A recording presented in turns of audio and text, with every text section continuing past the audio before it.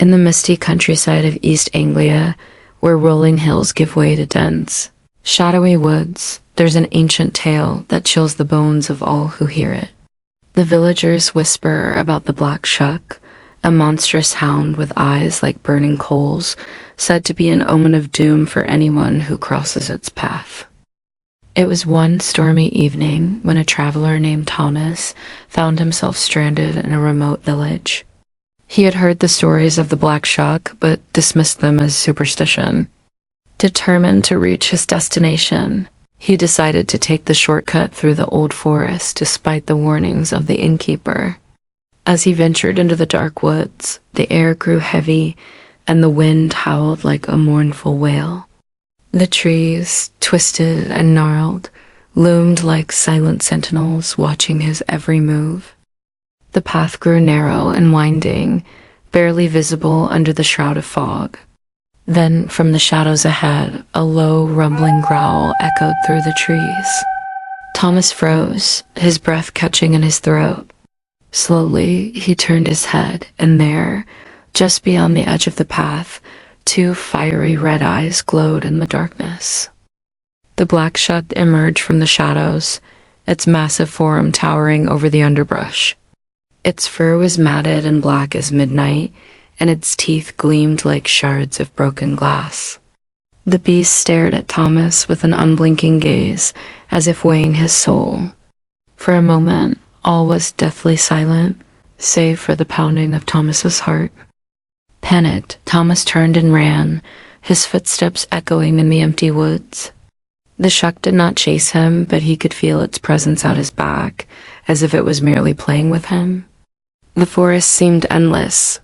Every tree looked the same, and every shadow twisted into unnatural shapes. He could hear the faint padding of paws, never too close, but always near enough to remind him that he wasn't alone. Finally, he burst into a clearing and stopped to catch his breath. But as he looked around, his relief turned to dread. The clearing was not empty, it was a forgotten graveyard, overgrown and abandoned. The tombstones were cracked and crumbling, covered in moss and ivy. And there, sitting atop one of the graves, was the Black Shuck, watching him with those blazing eyes.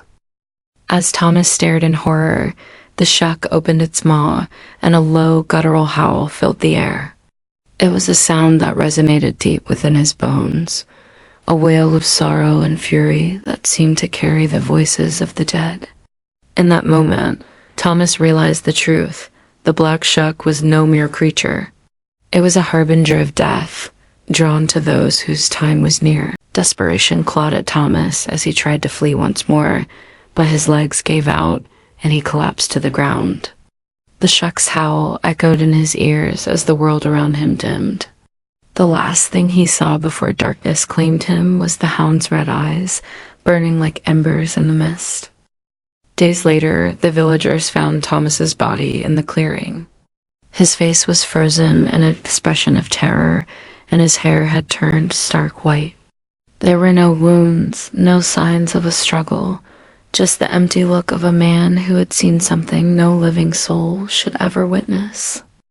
Now, whenever storms brew and the winds howl through the trees, the villagers hurry indoors, locking their doors and whispering prayers.